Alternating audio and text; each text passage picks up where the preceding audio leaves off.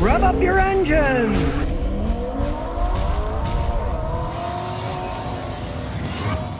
Says, how do I remove milky oil from my engine after a flood? You got milky oil, you got water in there. You want to drain it all out. But you don't want to get water in there in the first place. Take out the air filter. If it's wet, don't even start the vehicle. Take it out.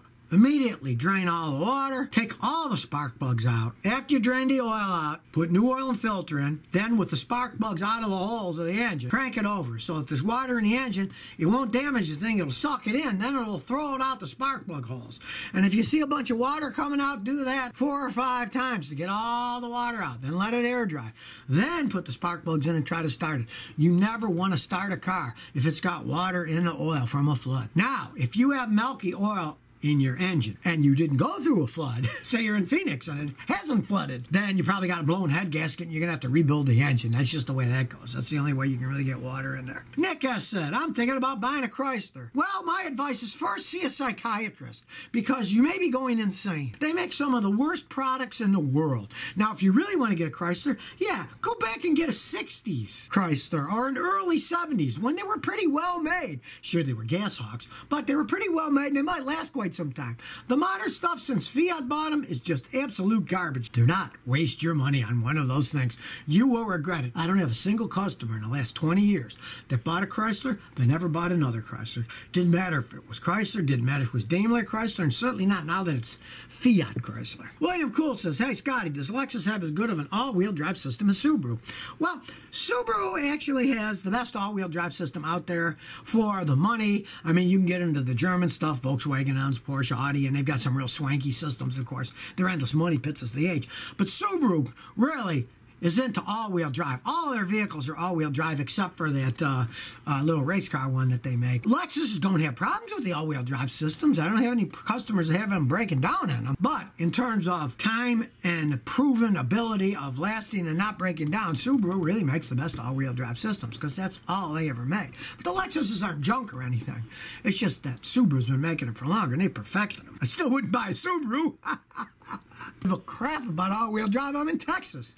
It rains here. It doesn't really snow, so I don't have to worry about that. Xavier Hernandez, 67, says, thoughts on Ford Ranger older ones. The older ones could be great vehicles. You could get a little bit 4-cylinder one or one with a big V6 engine in it. They can last a really long time. The one thing, the weakest point on those vehicles are their automatic transmissions. So, if you're talking about a standard transmission, those things can run forever. If it isn't automatic and you're looking at one, you want to make sure it shifts right. Then you want to make sure a mechanic like me checks it out and tell them you really want the automatic transmission checked out with a fine-tooth comb.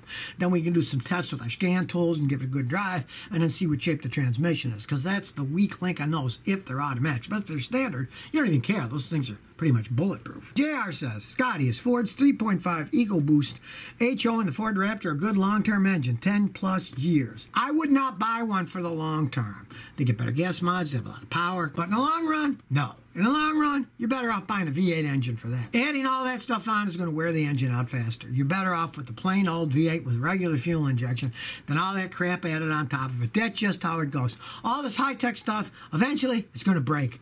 And if you own it, you got to fix it. It's going to cost a ton of money when it gets to be over 10 years old, especially if you put a lot of miles. Say you put 20,000 miles a year and you're talking 200,000 miles. You're going to get some real expensive repairs where I've seen V8 just plain old fuel injected 200,000-300,000 miles, and the engines in the Fords are still running fine with the old V8s.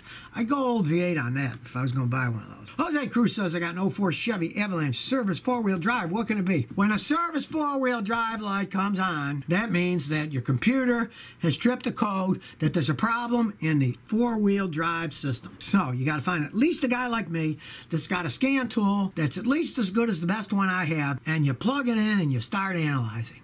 You can't do that stuff without a high-level scan tool. It can be a switch is bad. It can be motor on a transfer case is bad. It can be all kinds of things. You can't guess. With that, you got to get a mechanic like me that has the equipment and knowledge. Most guys charge $90, $100 checkout fee for China. Go to somebody like that, have them check out and see what they tell you. Because they're so complicated, you can't guess on that stuff. That's just foolhardy to guess. Austin Croker says, Scotty, what size wrenches do I need for Honda? Well, they're all metric. So get a set of metric wrenches.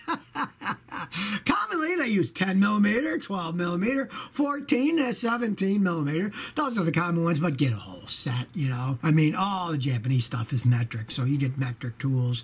It's not that like in the olden days when the Americans had English, and then they had some English and some metric. Now they're mainly metric. The Japanese have always been metric, so just get a good set of metric wrenches.